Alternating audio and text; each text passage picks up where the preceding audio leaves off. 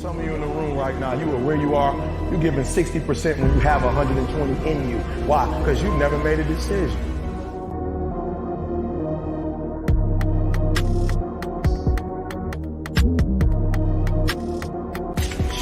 Those of you in this room, you already there. Your problem is this is stuff you don't want to give up to go.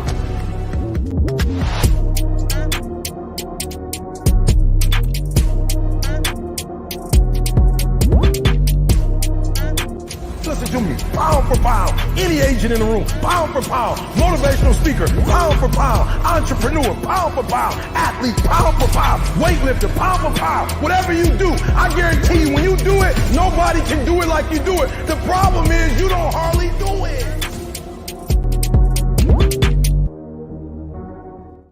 Welcome back to CFB Nation. I'm your host, Nino Brown.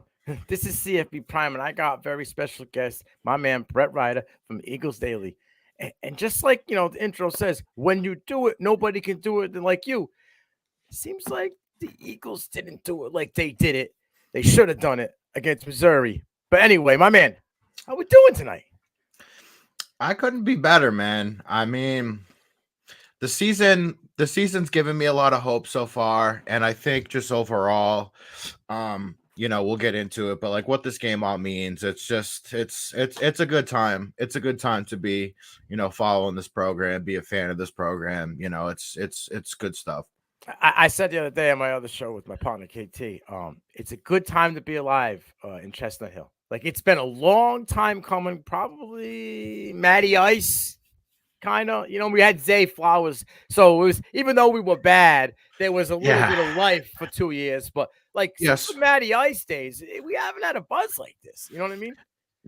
Not nationally, anyways, right? Like, it's been very local, and I think kind of after the fact, whether it was Zay Flowers or AJ Dillon, or even go back to Luke Kuechly, right? I think it was always an after the fact, NFL draft when people are kind of taking notice of these guys from BC. I don't think that there's ever been, at least not since Matt Ryan, where people are actually paying attention in season to the team, where it's not like a joke, right? Where it's not like losing to Kansas at home, where it's NIU at home.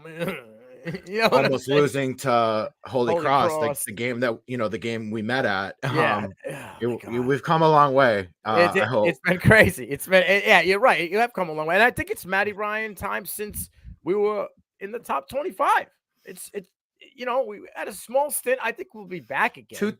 2018, they had that cup of coffee in the top 25, but besides that, that's it. So it was what, 11 years in between appearances, and then it's been another 6 since that. So I mean, shorten the window here. You know what I mean? Let's make it something that's relative.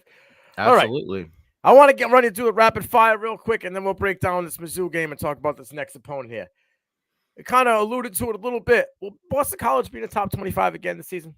Yes. I think if they beat Michigan State this weekend, they will be back in the top 25. And a side note, do you think that with the loss, they deserve to be out? It's only a 6-point loss on the road to number 6. I think they could have stayed at 25. I would have been happy. Yeah. I think there was another ranking that kept them in. The AP does. That's what the AP does. You lose, you're out. And NIU doesn't even play, bro, when they go up 2 spots. I don't understand. Doesn't make any sense. All right. Is wide receiver Reed Harris the MVP so far this season? Of course. I think you've seen me on Twitter. Buy stock now. If you haven't already, it's already skyrocketing, so you're not going to get it at the value that we got it at the beginning of the year. That 67-yard touchdown was a thing of beauty. But it's just crazy. The downfield capability, the big play capability it's absolutely insane. I don't, Zay was the Twitch guy, but this is bombs away guy.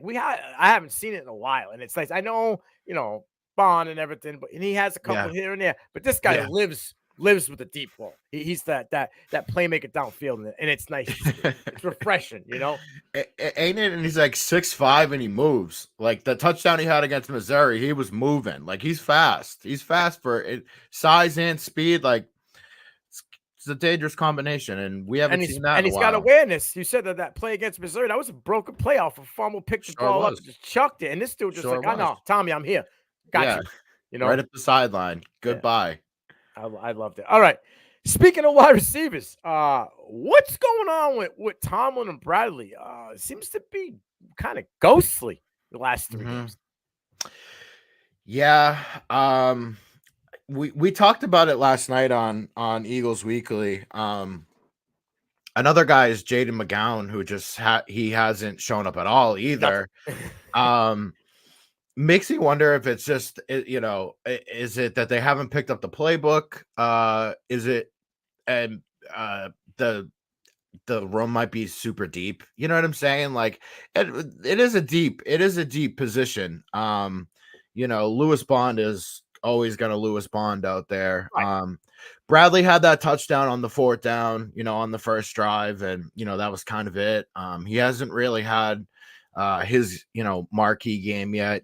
I guess we'll see as we go along, but I am with you. It's been noticeable that they haven't been producers, kind of like we had all expected them to be. I mean, I know Reed's been your guy, but it seemed as though Bradley coming in from Texas Tech, coming in from a bigger program, being that threat that 2 years ago, he was a dog on the outside. You thought that he would be the guy, and Harris has kind of surpassed him, I think, in the first 3 games as a guy. Even Jaden Skeet's climbed up. That's my man, and he just continues to climb up. I wish that is your man. Tommy was a little bit more accurate on them 4th quarter. We'll get to that. We would have been talking a little bit more about Skeet, but all right. Next one. I expected more tight end plays this season. Morales getting 2 targets per. And where's Franklin? They're barely used. Why? That has been a head scratcher. I was shocked in the opener when Franklin, was basically given the start over Morales. I figured Morales was going to be the starter, and he hasn't been. Well, he has been, but it's been very split. I figured it would be Morales because I think he's a 5th or 6th year senior. Right.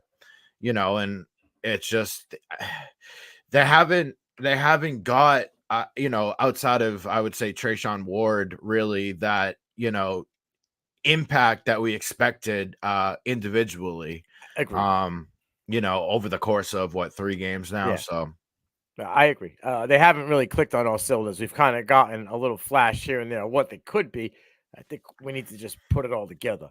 Right.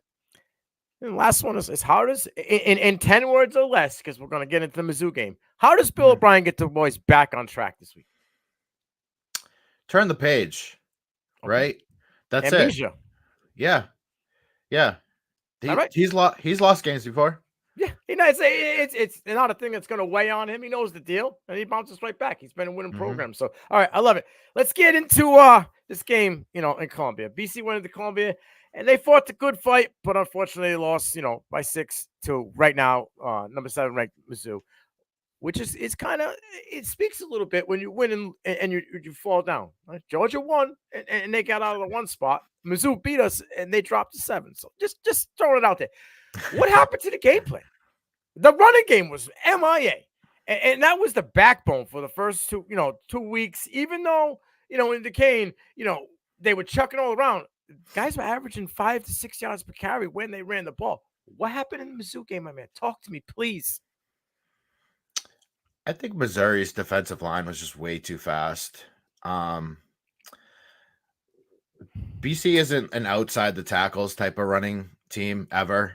They're very much in between, and I think like when they like specifically hitting, those inside gaps, and there just really wasn't a lot of open space, and I think they realized that early. I would have liked to see them at least try to continue to run the ball a little bit more before. Because they really did just desert it pretty early, and they just They went one-dimensional fast. They were one-dimensional for about 3.5 quarters. And we saw what happened. I mean, yeah, they got the touchdown on the opening drive. They got a touchdown on a broken play. But other than that, like, they didn't muster anything until their very last drive when they were already down, 27-14 at that point. So the final, yeah. They Homer Simpson memes. They just backed up into the hedges and kind of disappeared. And I was hoping, all right, 3 screens. They are in 3 screens, which was what was cooking for them. The wheel routes, like they didn't do any of that. And if the running game wasn't working, and you needed to kind of switch up, where was Turbo? He's been a fire starter. Like I would have put this guy in more, and if it wasn't working, Tommy. We'll get to Tommy in a little bit, but it was just like I just don't understand how you desert. They say a short pass, a screen is just like a running extension of a running play. They kind of deserted all of that, and all of a sudden, it was out trying the to window. go deep. It was out the window, and like going back to last year, that's never been their game. Like they've never been. No. I mean, I can't even think of a game last year. I don't know if you can. Like, I can't think of a game last year where they had just completely abandoned it and just went predominantly past like the entire game. Like, they're both of their running backs, like whether it was Robichaux or Ward, they both had 6 carries for 9 yards. Like, they completely just that's what I'm saying. Like nothing. And Ward has been a fire starter both in the pass game and the run game. And Robichaux's had almost 5.5 yards per carry when he's got the opportunity. So it's like, what the hell's going on here? It was definitely a head scratcher for sure. I don't really know. I would have liked to see them give them a little more tread and see if they could get something going. Obviously the passing game, wasn't effective. So it's not like they couldn't afford to at least try. I don't know. Keep them honest. You know what I mean? They just kept attacking. They were stacking the box because they knew they could, and they were playing man because they have awesome cornerbacks, right? They can leave their cornerbacks, they can leave their DBs on an island, and they can really focus on the middle of the field. And it worked. That's why I was hoping Bradley would be the guy, the bigger receiver, the guy that you could just, if necessary, he doesn't have to be deep downfield, but in that short intermediate game can go up and get one on the boundary if necessary. Nothing. It's just what's going on. Another thing that was a head scratcher. Why were there no adjustments to Luther Burden? In the second half, Mizzou made adjustments to get Burden the ball. And we didn't adjust. There was no weak side help, no safety over the top. They just left Amari on an island, to cover the number 3 receiver or whoever, one of the top 3 receivers in the game. What, Bill? Why would you do that? I don't understand. It's like, first of all, Amari played his ass off in the first half too. Like he held it down. I think Luther is just him. You know what I'm saying? Like, I don't know what adjustments they were going to make that were going to slow him down in the second half. I think Missouri made a concerted effort to really get him a lot more involved and really allow him to take over the game. That's the talent he has. Like you said, he's a top 3 receiver in college football. That's what top 3 receivers in college football do. It's tough. I guess they could have tried doubling him more or, whatever the case, but I don't think that there was much of an answer, even if, and I'm sure they did. It's hard. Yeah. I mean, we got, the whole wide receiver kind of killed us, in reality. Everybody crushed us. And their running backs, too. Their running backs just absolutely thrashed us. Kept eating chunks and chunks in the pass game. You know what I mean? And then Carroll would come in and thump and thump. And this is what I talked to Mac about. I thought there would be a thunder and lightning. And they were. They were a thunder and lightning mix. It was crazy. It's like, oh, let me guess. He just got 7 yards on first down. That's cool. That every time. That gives them such a short, you know what I mean? That makes second and third down. Yeah. Whole spectrum. The playbook, it's wide open, and now we don't really know what to cover. Weiss was 60%, reception rate. Burden was 60% reception rate in the second half. Yeah, I would have liked to see them go more 5 DB and kind of cheat, but what they were doing in that game was crazy. They had a lot of motion to the Burden side to pick up the guy if he tried to play physical off the line and chip. They were doing whatever they could do to get Burden free, and then he's just a dude. He's going to be a top 10-5 pick in the draft next year. If he ends up being wide receiver 1, he'd probably be top 10. Yeah.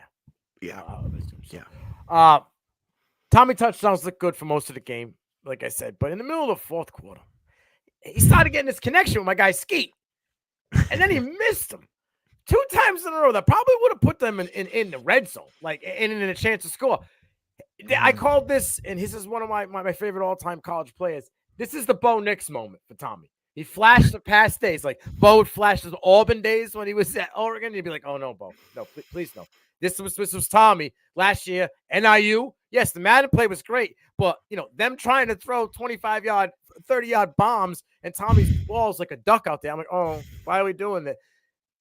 This is what you wide open skeet. Just throw a nice touch pass to him.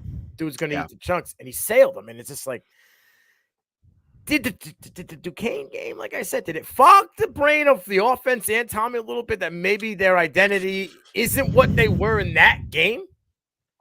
I think he got ahead of himself. I go back to the end of the first half when they have the ball with less than 5 minutes to go. They're up 14-6. And he just throws the ball into triple coverage, and there's literally 2 guys underneath wide open. That changes the whole game, by the way. And that's what sticks with me is the fact that they're up 14-6.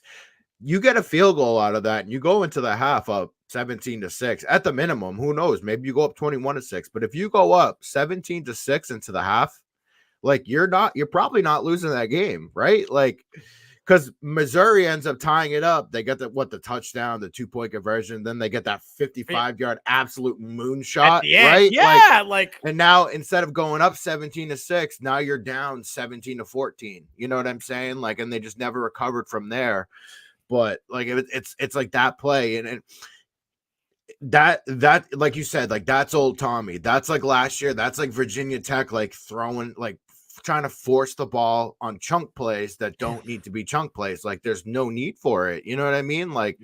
Be methodical, throw, because he had 2 guys underneath in the first half. And even on that pick in the second half, same thing, overthrows them. And it's Tommy's a great quarterback. He's a great player. And I will say he has gotten better as a passer. 100%. But that overthrow, that interception or underthrow, excuse me, it was just egregious. And it's just things like that, correct, and it goes, but it also goes back to when you have no passing game, or because you abandoned, right? You got no abandoned the running run. game, and you're not passing, the passing game isn't your strong suit, and that's okay, but when you're playing the number 6 team in the country, and you can't be one-sided. Everyone in the stands knows, including the team you're playing against, knows exactly what the hell you're doing. That's not good. Yeah, like I said, and on the screen on the bottom here, we got in a clean pocket. And he was 60% completion, but under pressure, no deals. 33% versus Pursuit, and we just can't have that. I got to stay 50% or above, and I just don't want him to try to get his head too big where he tries to force things. The triple coverage, I think having that successful game where everything he threw against the game was great, was money, and it was caught, where he thought maybe I got a little bit confident in the game. I just think like I said, they abandoned the gameplay. They work great out of play action. They abandoned the play action because they had no run game. It was they changed their whole identity, and that's absolutely crazy in this game. This was a big one, and I really thought, and they were still within 6. You know what I mean? They still only lost by 6 in the end of it. But yeah, that end of the first half was mind-boggling. If they didn't even score, I would have been fine if you kept Mizzou out of scoring as well. All right, absolutely. It's Fall Wells.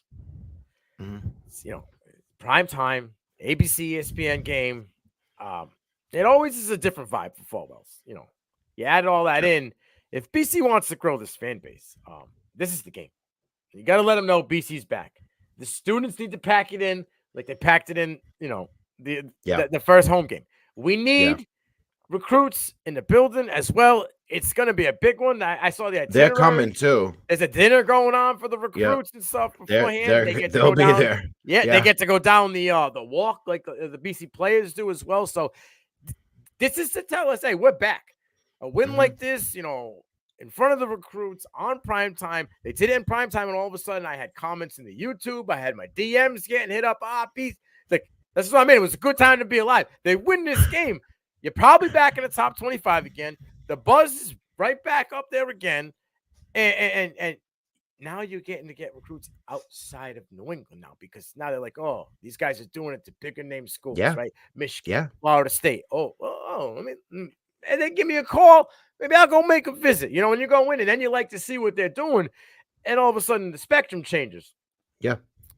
Let's go over some keys to stopping this Michigan State offense, all right? Because I need big Cam Horsley in first order of business for me. I need the Hogs up front to slow down this run game. I know you're familiar with the two gentlemen that they have there. They're local boys, right? Lynch Adams and Nathan Carter, UMass and UConn veterans who transferred over. These guys are ripping off explosive runs at a 50% rate. They're averaging close to 5.5 yards per whack. They both have 130 yards after contact. They're pinballs, bro. Yes. This is the heartbeat of their offense. We need to slow this down. We need to clog the lanes. Am I wrong here? Is this what the first order business has to be? Is slow them down in the run game, correct? You have to. It's funny because on our show, I was like, yeah, I mean, like they don't really have like anyone of note on offense. Like such a stupid thing to say when they literally have. What a stupid thing to say. They literally have two running backs averaging like almost, if not more. You know, they got one running back averaging 6.2 yards a carry, and the other one's 5.2. Like, but yeah, they don't have anyone. Plus, they got, you know, the receiver Nick Marsh averaging like 20 yards a catch. Like, but that's, you know, they got no one. Yeah, no, I think that it's you know it's very similar to a BC situation, right? Like they have Kai Robichaud and Trayshawn Ward. You know, they have these two kids, and it's going to come down to it because they're very similar in that too. Like they're very run heavy, physical play, very physical. It's like a throwback Michigan State team. I think it's going to come down. It's going to come down to the line of scrimmage, like it does this is college football, right? Like you got to be able to run the ball. We saw last week what happens when you can't do it, you know, and. Adversely, we saw what happens last week. Like when you shut down the running game, if you can shut down the Michigan State running game, make them one-dimensional. Because what's his name, Childs? Childs, yes. He's prone to turnovers. Like if you can get him throwing the ball, will turn the ball over. Like that's a fact. He backed up DJU last year. Couldn't even beat out DJU. Says something, right? Like he was a true freshman. You know what I mean? Don't care. DJU's trash. Like I'm not accepting. I'm gonna go with the DJU of Florida State. It's not the same DJU from Oregon State. He was all right last year. It's a different program. The guys up front aren't as big at Florida State as the Oregon State guys were. They were top offensive line in the country. But you mentioned Childs. He's a turnover machine. You're right. I love the kid. I think he's got a game and he has a possibility. He's only 19 too. So like he's going to develop eventually, but like you got him at 19, go get him. You know what I mean? 4 picks, a fumble already in 3 games. I mean, I've seen the script on how to beat them. You watch the Maryland game, Michigan State, Maryland, it tells you everything you need to see on how to beat them, right? Physical play, right? Squeeze the outside. Right, make him get worried inside the pocket, close it, make him get claustrophobic, and he's going to make turnovers. Yes, he can roll out and extend plays because he's dual threat. But if you can, keep him in that realm where he can only move around, he has to step up and take a hit. Oh, we might have a throwaway, a turnover, or a dead play. That's what they have to do. We need the pressure. We need Donovan and Cam to apply pressure off the jump. Like, don't give them all time. Don't let them stick around. Don't let them stick around in this game. Like, if we get a lead, we need to put them away. That was the problem with Maryland, right? They got the lead. They just let that defense get complacent. They let Michigan State come back. They let them creep in. The running backs kept them chunking away, which is what we need to do to chewing. Is keep the train moving. And then Michigan State ended up winning the game by 3, which was the only true test they have. Well, guess what? Boston College is real too. This is a real test for them. It's not all about Boston College needs to prove themselves to beat Michigan. Now Michigan State needs to prove themselves and beat a top 10 team like BC as well. You know what I mean? I think Michigan State has, I think they've outplayed themselves so far. Like they're, I mean, they could end up, being fairly decent this year. I don't see them being a great team by any means. I think that BC is a lot better than them. I think this is a game BC should win. I think this is the game that, especially at home, the red bandana game. I don't think this is a game you can't afford to lose this game because you're 2-2, and then you go into Western Kentucky, but like you lose this game, and all of a sudden now we're back on track for the whole 6-6 thing, right? Like if we want to get away from that, these are the games like you have to win, and these are the games like prove it, like you have to prove it. You're a better team, you're at home, they have every single advantage. And like you said, like this is the type of game that's either going to grow the program and put additional exposure on the program, or it's going to be same old story. And then exactly. Go away. Be next year. Like, yeah. That was a cool 2-week run. You know what I mean? Like it was cool in Chester Hill for a month, and now it's over. Remember when we beat 0-3 Florida State? That was sick. It doesn't mean anything anymore, right? Now, one more concern I have about this offense before we start talking about how to attack the defenses. You mentioned Nick Marsh already. 6'3", 210-pound, true freshman. Boy can boogie, can go up and get anything out of the sky, right? This dude can catch anything out of the sky. Anything, everything. Amari was great in the first half, but then he lost the wall against Burden in the second half. I need him to have amnesia. You got to forget all of that, and you got to attack this kid. He's young. If you got to get in his head, whatever you got to do, attack, because this kid, if he gets cooking, it's bad news. It's absolute bad news, I think. For it's guerrilla warfare out there, right? It has to be. It has to. I don't care. Whatever you. I don't care if you gotta throw shots about his mother. You get in that boy's head early and often. He's averaging 21. I think it's 21 yards a catch. That's a lot. Yeah, that's a freaking big play receiver right there. Playmaker right there. You know what I mean? That's a playmaker, right? And he's got the build, he's got the size, and he's consistent too. Like, yes, we talked about Reed Harris. Reed Harris had, the 67-yard touchdown and I think a 72 or something against Duquesne. So he has the big play capability. Mm-hmm. This kid has the big play capability, but then he keeps making catches throughout the game. Like that's what concerns me. It's like, is he going to take over the game? Like, even if you make it one-dimensional, right? We want to take away their running game. Can we take him out of the equation too? Or can we lessen it enough? Can the defense lessen it enough? It all comes down to Tim Lewis and how Tim Lewis is gonna, choose to kind of scheme that up. Amari Jackson, he's obviously the top cornerback, secondary guy on the team. But if you have to pinch down a KP Price or anyone else to kind of help cover it, please, like, for the love of God, please, like, if you have to play zone in order to keep this kid in check, like, I just pray that they do it. Zone scares me because, like, if you can't squeeze the pop, it does. If you can't squeeze it now it's like.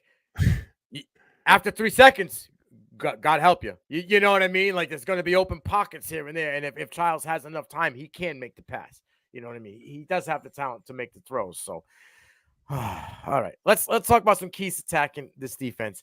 The boys up front, right? It's like we said, trench warfare. Jordan Turner and Chris Begel, they can fuck your day up real quick. 32 tackles, 10 tackles for loss, 4.5 sacks combined. We need the boys up front, and that starts with Kendall in the middle to just let's go, boys. Get them hands up and just keep them on their heels. Yep. Because I think that they're going to rebound in a big way this week. Talks kind of around the offensive line play. They hear it. They're pissed off about it, and they're not looking to repeat that. An offensive lineman, worst nightmare is to be called soft, right? Like, I don't think any of those guys want to be labeled as soft or, getting pushed around back to back. I think that this is, I think this is going to be like a statement game for them. And I think they do come out hard, and punch him in the mouth. Yeah, exactly. Punch him in the mouth. Football. Old school football. Punch him in the mouth. Kick him in the rib. Whatever you got to do offensive line wise to keep you guys safe and open these lanes. They just got to play physical ball off the snap. It's you're on your heels. All them dudes are on their heels, and you're always pushing forward. Doesn't matter what you got to do. The Spartans defense has trouble on third down. They're terrible. We need to establish long drives and keep the clock ticking. We need Kai and Ward to be like the Amtrak, baby, and just keep chewing along. They need the run game. Their identity needs to be set early and often. They need to be get them clock up early. killers. Yeah, clock killers. Score early. Eliminate the threat of them getting more than one possession in a quarter. I think it's going to be cold too, which I love. It's fucking football weather. Give me that 50-degree weather and with the linemen with no sleeves on, and I wanted to see them breathing, dude. Like I mentioned the Maryland game and Michigan. The ginger assassin, Billy Edwards Jr., is not better than Thomas Castellanos, okay? No. And Billy Edwards Jr. did whatever the hell he wanted to do. QB options off the left side, touchdowns. Like, this dude was doing everyone in the pocket, dancing around back there like MC Hammer. Can't touch this. He owned him. And I think I truly believe Tommy can have a better game. He's got more talent when it comes to running the ball. I think we need to let Tommy play Tommy ball, right? Let's get rid of trying to throw the ball deep unless you've established the run game, right? And you can play action. Let's get Tommy out there cooking. Let's get Tommy running the ball and some options. Let's get him doing some short screen passes to the tight ends and in the slot. Let's build our identity. Let's keep cooking with who we are. And then when they start to creep, like TLC, we go up over the top. You know what I'm saying? And then let Tommy get his confidence. Because if he hits a long one early, and they're running the ball well, hey, let the Magic Man do magic. You know what I'm saying? But let's just not be one-dimensional. We can't be. Not in this game. No, and I think, especially when, we talk about Jerron Bradley, and, we thought last week was going to be his coming out game. Maybe it's this week. Maybe last week was like the preview. I just really want to know when McGowan's going to really pop off. Maybe it's a game like this, because there has to someone has to really step up and show out. I think it's been across the board, especially like from the receivers. It has been pretty balanced, but it's probably going to be our guy Bonds. Collectively, that's been our guy for a year and a half now. It's probably going to be him. Let's be real. That kid's just an absolute dog. But yeah, no, I'm with you. They have to be balanced. They have to be able to throw it over the top. And they have to be able to run between the tackles. BC's never going to be like an outside running team. They're just not. They're not built like that. Robichaux's not that fast. Trayshawn Ward's not that fast, but Trayshawn Ward is just an absolute killer he's a menace out of the backfield. I don't know if he's always been a wheel route guy or if that's just like something they untapped this year. But just throw it to him, do something. Ever since he dropped that ball in the first drive of the season, he's just been an absolute menace. Do that, keep doing things like that. Maybe sprinkle in some Reed Harris love and get him some tutties so I can continue to have my parade on Twitter, because I just love making it all about me when someone else succeeds. But that's what has to happen. I think they would honestly I think the game's going to be closer I think the score is going to be closer than it's actually going to be. I predicted the other night that it's going to be 31-24. I think it's going to be kind of like Missouri, where they might score late and make it look closer than it really is. Because let's be real, BC lost by 6. They didn't really lose by 6. They didn't lose by 6. It's nice that we can say that, but they didn't. I think that BC is a much better team. Like I said, I think that the environment that they're going to be coming out in, this game's special. I think the whole community understands that. I think when you come to Boston College, you understand who Wells is. I think you understand the implications of this game. It's a very emotional time, and we've seen what that can do to propel them, and we'll see. I just think that this game means so much more, and I think the opponent that they're in, really the platform that they're going to be on, it's the primetime game. When's the last time when has this game been a primetime game? It hasn't been in years. Even last year when they were playing number 3 Florida State, that was a noon kickoff. Yeah. And it was 10 other games going on. Yeah. Crazy. Yeah. This is once again, all eyes are on BC, right? We saw it week 1. Twice in 4 weeks. All eyes are on them. And I believe all eyes were on them last week too. Yeah, Like, of course there were. that's where the momentum comes. Like, that's where like this whole Bill O'Brien hype thing comes into play, right? Like, you can't lose this game. Like, this game, you can't lose this game. Like, it's not even like that stuff's out the window. I think we were willing to give them a pass on this entire season, seeing that it was season 1. The results that they've given you so far really tell you that like this team can play. Like, this team is capable of being very good. And I think like as like BC guys, like we're fucking starved of that 8th win. Like, they haven't won 8 games since 2009. Like, I was like a freshman in college. I was like a freshman in college the last time that this team won 9 games. Dude. I'm in my 30s now. Yeah. Like, we need this. Yeah, like, we do need we this. need this. And they have a chance to have double-digit season, because I really only see 2 other programs on the schedule here that I think can give us trouble: Louisville and Syracuse. Like, those are the other 2 teams. I think we have no problem with UNC. They don't know what quarterback they're playing. I'm not worried about them whatsoever. No. SMU, I'm not worried about. Another program that can't figure out what quarterback they want to play. They can't even win the Fenway Bowl, dude. Get the fuck out of here. Virginia's okay. They got the young boy Calderon. Was it Anthony Calderon? He's but we're handling them. Yeah, that's I agree with this. So I think we have no problem. I think this is a test game. Pitt could be a test at the end of the season, depending on where we're at and where we've gotten to. But I think there's a chance that we can win, double digit here. And I didn't even think I could even breathe that in the air, 6-7 months ago. So I'm with. What did you say your prediction was? At the beginning at the game or the season? For this game. 31-24. All right, I'm almost right there with that. I'm at 28-17. All right. I think BC. I honestly don't think.